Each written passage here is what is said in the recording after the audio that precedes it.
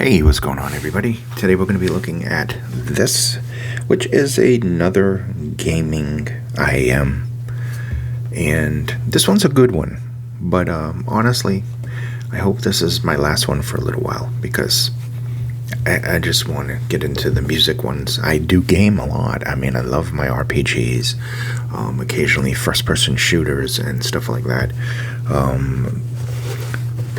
It should be noted that when I was playing this, I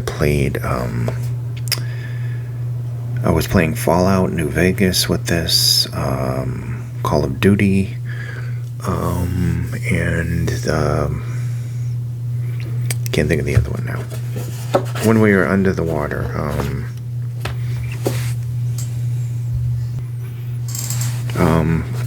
it used to be my favorite game, and I couldn't even think of the name 2 seconds ago. BioShock. I was playing BioShock 1, 2, and the Infinite on this. So those are kind of like shooters, and it's also an adventure type game. So anyway, inside the box you're going to get tips, and you're going to get the cable, and you're also going to get the other stuff. And I'm going to show it to you because it's not actually in the box, it's actually in the case. And then it gets you this nice kind of plain case. Simgot has two different types of cases. They have the nice square ones, which are usually more for the flagship, and then they have these kind of pill-shaped ones. And both of them hold the products and everything that you need really, really well. So you get the little Velcro organizer, which I can't stand because it gets stuck to your clothes. And you also get two different style tips in 3 different sizes. So I can easily show you that without having to dig into the box. So these are the medium. You get small, medium, large. This is the narrow bore, kind of like a KZ star tip, but it doesn't have the little crinkly navel thing there. And then you get these, which are a little bit wider. They're not overly wide, but they're a little bit wider. Now, the first thing you're going to notice is that the unit from this part looks, very similar to, say, some of the other ones that they had, like the 500 and stuff. The difference is these are a lot lighter because they're made for gaming, so they're going to be lighter. You can wear these for hours and hours on end because the back is resin. Let me show you the nice nozzle. It is a resin nozzle. It is a lower cost, gaming IEM. I think these are like $70-something or whatever. I can't remember what I paid, to be honest, because I buy a bunch of things in bulk. Which reminds me, please like these videos. Please, leave comments, like the videos or stuff, because, I can't keep, putting all this money out and everything. And it's not that I don't enjoy helping you and answering your questions and everything, but I need a little help here. I would like to reach 5,000 viewers this year, if possible. I've been doing this a long time. I have a massive depository of knowledge, excuse me. So just, leave a like, leave a comment, even if it's I like the review, I don't like the IEM, whatever it is. I'm always willing to talk. So plastic on one side, it really doesn't feel like metal. It feels like a shiny plastic. I could be wrong, so I don't even think it's metal at all. It doesn't even feel cold to the touch, and it should. The cable is decent. The microphone is really, really good. It's very clear. Maybe not the most volume-boosted microphone in the business, but very, very clear. If you heard some of the ones that I've done in the past from different companies like KZ and stuff, this one is actually a sharper microphone, and it's half the size. It's just this little round thing right there.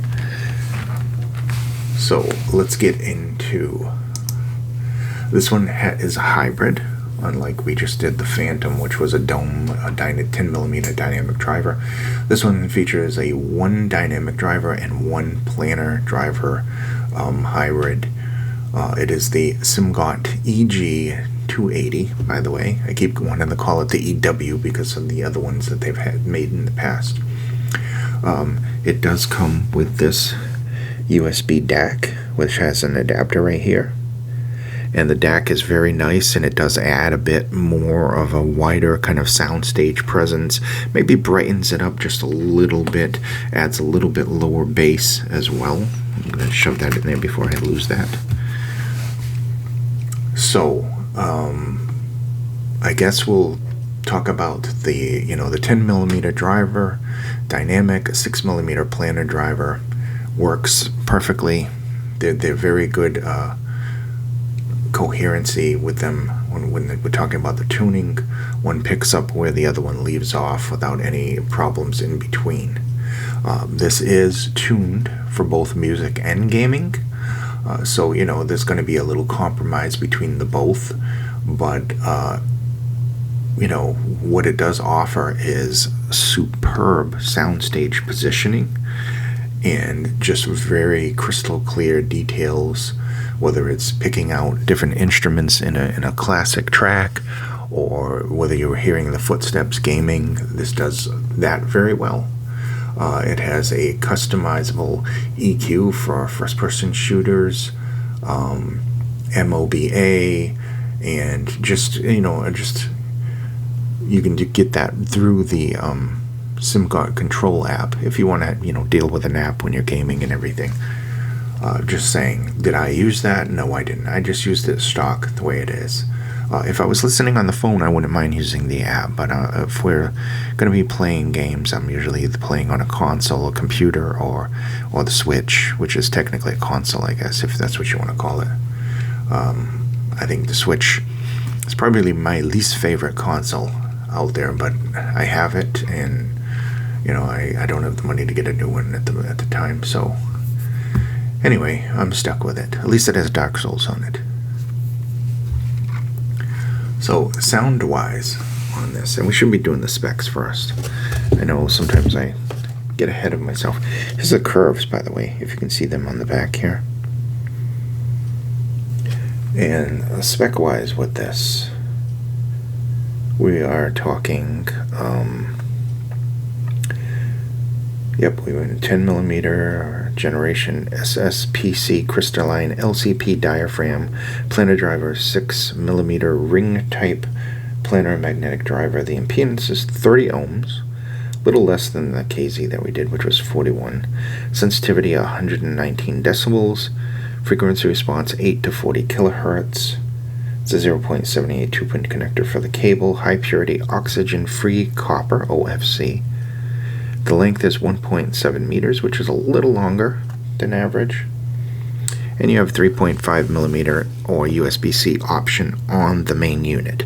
So unlike KZ, where you've got to buy one or the other or swap cables, this one you have both of them because they included the dongle with you. And they also include an adapter with it, just in case you have USB Type A, which I was using on the computer when I was playing some of my Steam library. Comfort-wise, isolation-wise, is decent. Comfort is very, very good, actually. Isolation is decent. I mean, it's a thinner thing. It depends on the tips, anyway. But, most background noise should be blocked out if something's actually playing through the unit. So I found isolation was okay. It wasn't the best from the company, but it was still okay.